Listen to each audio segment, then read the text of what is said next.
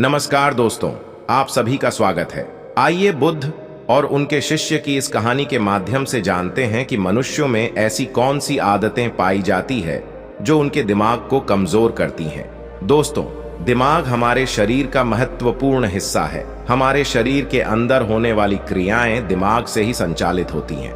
किसी घटना पर हम कोई भी प्रतिक्रिया देते हैं तो वह केवल और केवल दिमाग के ही कारण। अगर आप अपने हाथ को मोमबत्ती की तरफ लेकर जाते हैं तो वह आपके हाथ को जला देती है, लेकिन इसका संदेश सबसे पहले दिमाग तक पहुंचता है और तभी आप अपना हाथ जल्दी से हटा लेते हैं, क्योंकि आपके दिमाग में यह बात आ जाती है कि अगर हाथ को मोमबत्ती के पास ज्यादा समय तक रखा तो हाथ जल जाएगा। यदि व्यक्ति का दिमाग ठीक से काम ना करे तो वह इस दुनिया में जीवन जीने के लायक भी नहीं रह पाता है। सभी जीवित प्राणियों में दिमाग अथवा मस्तिष्क जन्म से होता है और इसका विकास उम्र के साथ होता रहता है, लेकिन कई बार हमसे जीवन में कुछ ऐसी गलतियां या आदतें बन जाती हैं जो हमारे दिमाग को कमजोर करती हैं, और इन आदतों के लिए कोई और नहीं बल्कि हम स्वयं जिम्मेदार होते हैं। दोस्तों, गौतम बुद्ध की शिक्षा हर किसी के जीवन को नई दिशा दे सकती है। अगर आप भी इसे मानते हैं तो कमेंट्स में नमो गौतम बुद्धाय लिखना मत भूलिए। एक समय की बात है, बुद्ध अपने कुछ शिष्यों के साथ यात्रा पर थे। चलते चलते वे एक जंगल के किनारे पहुंचे और अंधेरा भी छाने लगा।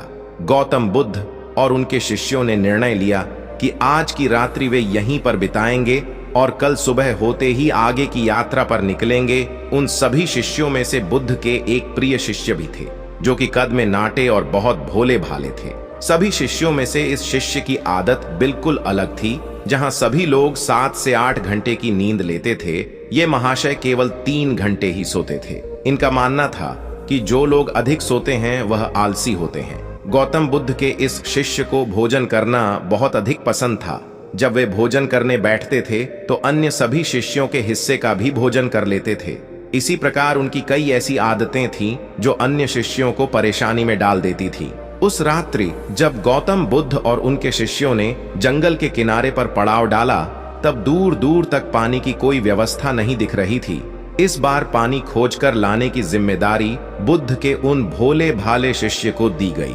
महाशय मटका लेकर पानी की खोज में निकल पड़े। इनका शरीर पहले से थका हुआ था। काफी सोच विचार करते करते और चलते चलते आखिरकार इन्हें तालाब दिख गया। इन्होंने तालाब से मटके में पानी भरा और पानी लेकर जैसे ही आगे बढ़े वहीं पर मूर्छा खाकर गिर पड़े। उधर गौतम बुद्ध और उनके अन्य शिष्य उनकी प्रतीक्षा करते रहे। जब प्रतीक्षा में पूरी रात्रि बीत गई, तब अगली सुबह गौतम बुद्ध स्वयं अन्य शिष्यों के साथ अपने उस शिष्य की खोज में निकल पड़े जो रात से वापस नहीं लौटे थे। सभी लोग उन्हें खोजते हुए तालाब के पास पहुंचे और मूर्छित हुए शिष्य को होश में लाने का प्रयास किया। जब वह शिष्य होश में आए और गौतम बुद्ध को अपने सामने देखा तो चौंक गए। उन्हें कुछ भी याद नहीं था कि वह तालाब के पास क्या कर रहे हैं। उनके इस व्यवहार को देखकर अन्य सभी शिष्य उन पर हंसने लगे और उन्हें मंद बुद्धि कहकर चिढ़ाने लगे। वह भोले भाले शिष्य वहीं पर रोने लगे और कहने लगे कि हाँ, मैं मंद बुद्धि हूँ। तब गौतम बुद्ध ने सभी को शांत कराया और अपने शिष्य को समझाते हुए बोले कि हम सभी ने देखा है, तुम्हारी आदतें अन्य मनुष्यों से बिल्कुल अलग हैं। तुम बहुत कम सोते हो और बहुत अधिक खाते हो। मैंने तुम्हारे अंदर एक नकारात्मक जीव को महसूस किया है जो तुम्हारे दिमाग को दिन रात कमजोर कर रही है। तब वह शिष्य और अधिक तेज से रोने लगे और कहने लगे कि गुरुदेव, अब आप भी मुझे मंदबुद्धि कह रहे हैं। तब गौतम बुद्ध ने कहा कि नहीं, ऐसा नहीं है। तुम एक होशियार और बुद्धिमान मनुष्य हो, किंतु तुमने कुछ ऐसी आदतों को पाल रखा है जिसके कारण तुम्हारा दिमाग कमजोर हो रहा है। तब शिष्य ने कहा कि हे गुरुदेव, ऐसी कौन सी आदतें हैं जिनसे मनुष्य का दिमाग कमजोर होता है। तब गौतम बुद्ध ने कहा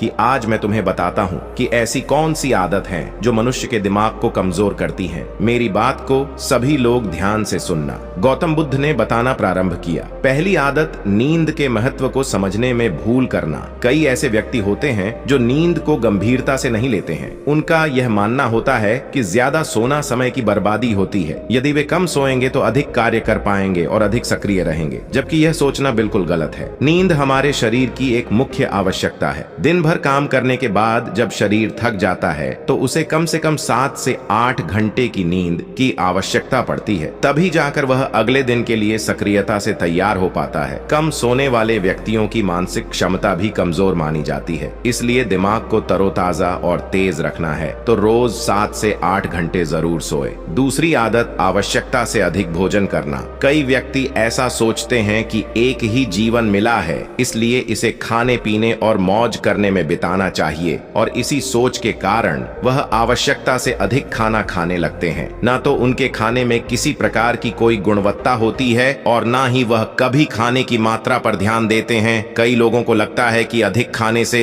शरीर को अधिक ताकत मिलती है, जबकि ऐसा कुछ नहीं है। अधिक खाने से शरीर में केवल बीमारियां ही लगती हैं, कभी पाचन संबंधी बीमारी तो कभी शरीर का मोटापा। ये सब कुछ खाने की गलत मात्रा और उसकी गुणवत्ता के कारण ही होता है। जब व्यक्ति का शरीर बीमार रहेगा तो इसका असर दिमाग पर भी होगा।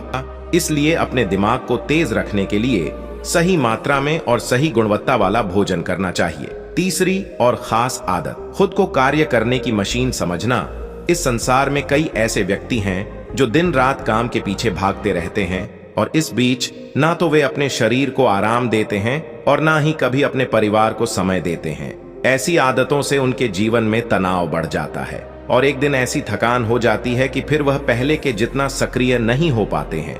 इसलिए अगर आप भी खुद को कार्य करने की मशीन समझ रहे हैं तो आप अपने शरीर को खराब करने के साथ साथ अपने दिमाग को भी खराब कर रहे हैं। इस आदत को आज ही खत्म करें और एक सामान्य जीवन जिए। जितनी आवश्यकता है उतना ही कार्य करें।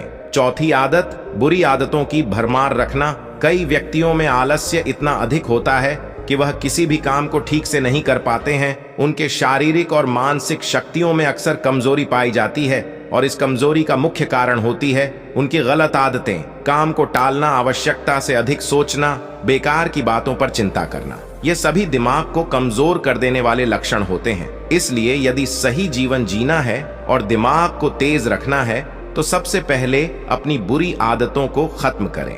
पांचवी आदत, खुद की बुराई और कमजोरी देखना।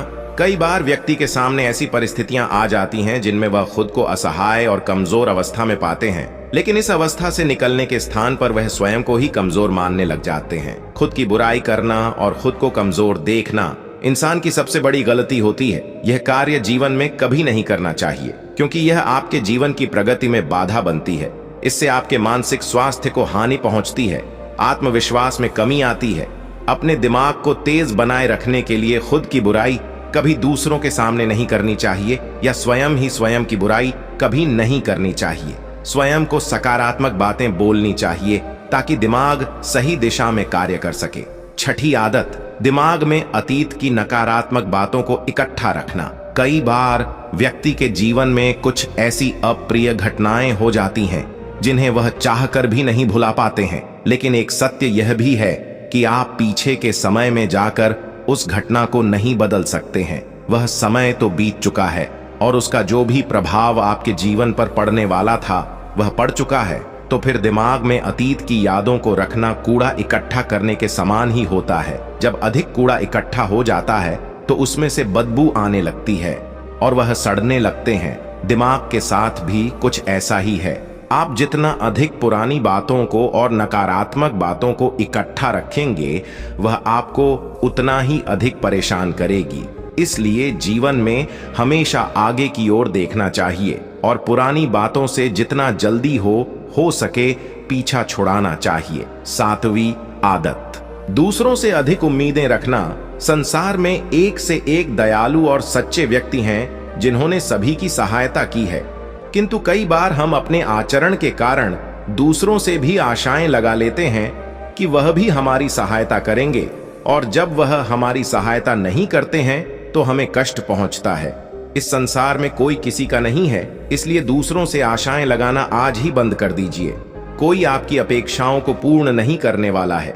यह आदत आपके दिमाग को कमजोर बनाती है। यदि अपेक्षाएं करनी है तो स्वयं से अपेक्षा करो ताकि जीवन में कुछ बड़ा कर सको। दूसरों से अपेक्षा तो केवल और केवल दुख ही देती है। आठवीं आदत, बुरे लोगों का साथ नहीं छोड़ पाना। हम सब अच्छी तरह से जानते हैं कि हमारे आसपास किस तरह के लोग रहते हैं और उनका हमारे जीवन पर क्या प्रभाव पड़ने वाला है। जब कभी आपको लगे कि किसी का साथ आपको नुकसान पहुंचा रहा है या आपके जीवन को प्रभावित कर रहा है, तो उसे वहीं पर समाप्त कर देना उचित होता है, क्योंकि बुरे लोग आपको कष्ट और नकारात्मकता के अलावा कुछ नहीं देने वाले हैं। ऐसे लोगों से दूरी बनाकर ही जीवन में सफलता पाई जा सकती है। किंतु कई बार ऐसा होता है कि वह हमारे करीबी होते हैं और हम चाहकर भी उनसे पीछा नहीं छुड़ा सकते। भले ही हम उन्हें अपने जीवन से निकाल नहीं सकते, लेकिन उनसे दूरी बनाकर अवश्य रह सकते हैं। बुरे लोग आपके दिमाग को प्रभावित करते हैं, इसलिए दिमाग को सही रखने के लिए ऐसे लोगों के संपर्क में बिल्कुल ना रहे। नवी आदत, स्वयं की गलतियों को अनदेखा करना। कई बार व्यक्ति से यदि कोई गलती हो जाए तो वह उसे पूरी तरह से अनदेखा करते हैं और जिम्मेदारी लेने से बचते हैं, जबकि यह आदत आपके जीवन को असफलता की ओर ले जाती है। कभी भी यदि आपसे गलती हो जाए तो उसे पूरे मन से स्वीकार कर लेना चाहिए, साथ ही क्षमा मांग लेनी चाहिए। इस संसार में पश्चाताप से बड़ी कोई क्षमा नहीं होती है।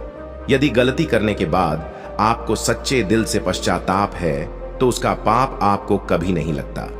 जो व्यक्ति जिम्मेदारी लेने से डरते हैं वह दिमाग से कमजोर होते हैं, जबकि सच्चाई के साथ सभी का सामना करने वाला व्यक्ति अधिक हिम्मती और दिमाग से तेज होता है। 10वीं आदत, अपनी असफलताओं के लिए दूसरों को जिम्मेदार मानना। सफलता और असफलता एक ही सिक्के की दो पहलू हैं। दोनों ही परिस्थितियों में हमें स्वयं इस बात का आकलन करना चाहिए कि यह सफलता या असफलता हमारे जीवन की महत्वपूर्ण घटना है और इसकी सारी जिम्मेदारी हमारी है। कई बार यदि हम किसी काम में असफल हो जाते हैं तो हम उसके लिए अपने माता पिता, गुरु इत्यादि को जिम्मेदार मानने लगते हैं। यह आदतें आपके दिमाग से कमजोर बनाती हैं। कभी भी अपनी असफलता के लिए दूसरों को जिम्मेदार नहीं बनाना चाहिए, बल्कि स्वयं की मेहनत पर विश्वास रखना चाहिए। इस प्रकार बुद्ध ने उस व्यक्ति को ऐसी आदतें बताई जो उसके दिमाग को दिन रात कमजोर कर रही थी।